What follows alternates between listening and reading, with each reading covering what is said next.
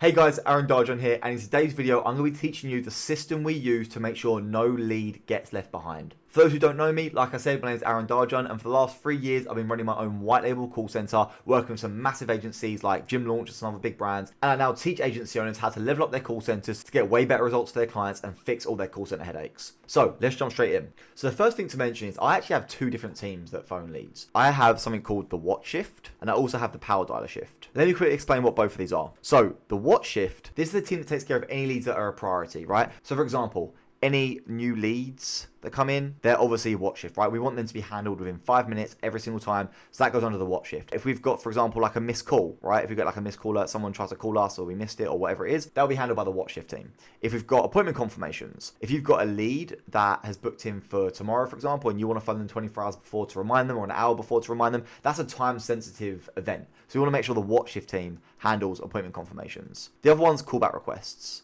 So if you phone someone, they say, oh, I'm not free right now, give me a call back tomorrow at 3. That's, again, obviously a time-sensitive event. If someone says phone me back at 3 and you phone them back at 7, they're not going to be too happy with you. So these 4 different events, these are all handled by the watch shift team, right? And the watch shift team, essentially what that is you've got an ISA, an appointment setter, whatever you want to call them. They're literally sitting there waiting for these events to happen, right? They don't have any ongoing follow-up. They're not doing things in the background. They're literally just sitting there on Slack or wherever the notifications come in. And every single time a new lead, missed call, appointment confirmation, callback request alert comes through, they jump on that immediately and phone that lead as soon as it comes in. The next team is the power dialer shift. So the power dialer shift, essentially all this team's doing is going into each of the client's power dialers and phoning all the leads in that power dialer, right? So the key things here is there needs to be a schedule. You've got to be able to tell the ISA when they're supposed to be phoning each power dialer for each client. What you can't do here is just have a bunch of different clients with a bunch of leads in their accounts and you just tell your ISA, hey,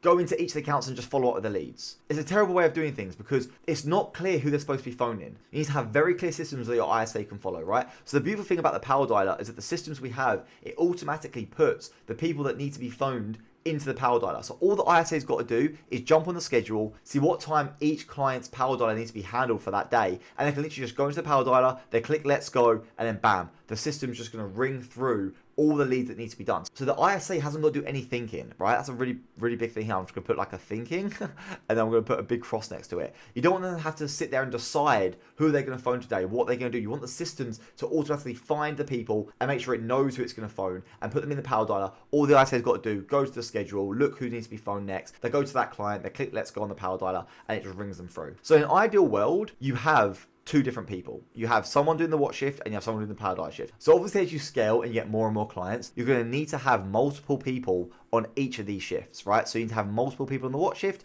multiple people on the power dialer shift, okay? So for the watch shift, for example, with Gym Launch at the moment, we'll have like 10 to 20. It really depends on the time of day and stuff, but we'll have like a bunch of people sitting there waiting and they just take it in turns, going through each lead as it comes in and just making sure that every time-sensitive event gets handled as soon as possible. And then we have a power dialer shift. We have a whole schedule where it outlines the time that the ISAs work. It looks at the time that we want the clients to be phoned and then it automatically matches them all up in a really nice way. And it gives each ISA their schedule, right? The other thing with the power dialer stuff here, you need to have accountability around this. If you just tell the team, hey, go into the power dialer and phone the leads when they come in. If you just tell the team, hey, go to the power dialer and phone the leads, the problem you're going to have is that, let's say there's no one in the power dialer. Let's say the power dialer is so busy that the ISA can't actually get through all the leads. Any kind of problem like that, if there's no accountability system, or there's no system for them informing you about this, right? A lot of time ISA just won't tell you.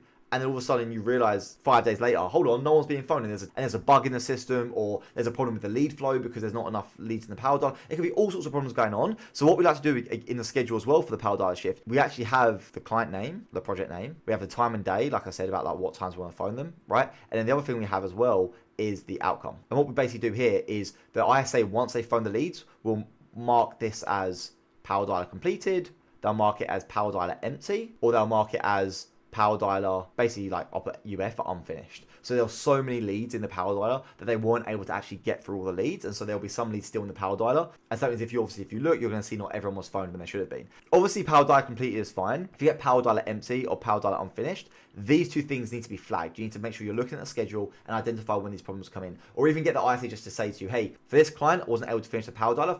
because of ABC. For this one, there was no leads in the power dialer. At least it alerts you and you can go in and figure out what the problem could be. So now, with a system like this, we're able to get every lead that comes in phoned within 5 minutes, which is one of the biggest indicators of booking rate. If you're not phoning leads within 5 minutes, you absolutely have to be, right? So if you haven't got a specific place which your agents are not alerted to for new leads and all these time-sensitive events, then you need to create something ASAP. And then with the power dialer shift, you need to make sure the systems are locked in. You need to make sure that everyone that is supposed to be added to the power dialer is added to the power dialer when they're supposed to be. Make sure you've got a proper schedule, a proper system which the ISAs can follow, and they can literally just go step by step, follow the SOP, and everyone will get phoned. If you try and rely on the ISA to pick the leads they want to phone, and you just say to them, hey, make sure you follow up with leads in this account, they're just going to click on random people and phone them. Or even worse, you might use like pipeline stages. You've got like pipeline stages, and you'll tell your ISA, hey, can you please phone them? And once you phone them, drag them to the next stage. Oh my God, please do not do that. That makes me feel sick. It's horrible. It doesn't work. It's slow. It's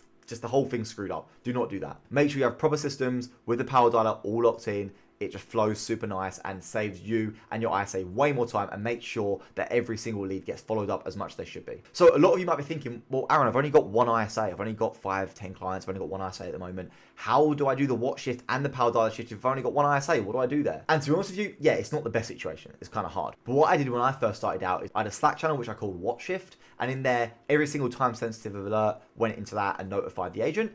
The agent made sure they had their Slack alerts on, they had the Slack on their mobile, so the little sound went off, the little pop-up came up whenever a time-sensitive alert came through, and their priority is to handle them alerts. They've got to phone them as soon as they come in, okay? But at the same time, if you've only got 5 or 10 clients, you're not going to be getting that many alerts coming through. So in the meantime, what they're having to do is also run the power dialer. They'll run the power dialer on one account, they'll be ringing through the leads. As soon as they see a watch shift alert come in, whether it's a new lead or whatever it is, they pause the power dialer. Obviously, if they're on the phone, they're going to continue the conversation, finish the conversation, pause the power dialer, jump straight to that alert.